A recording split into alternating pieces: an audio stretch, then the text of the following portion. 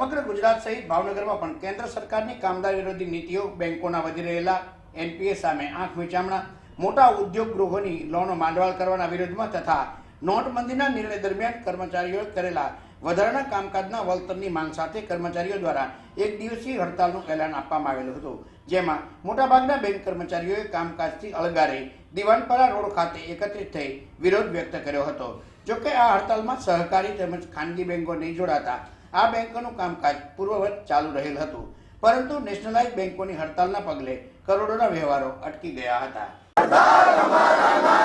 हर जोर जुल्म की टक्कर में अल्लाह बोल बोल मजूरा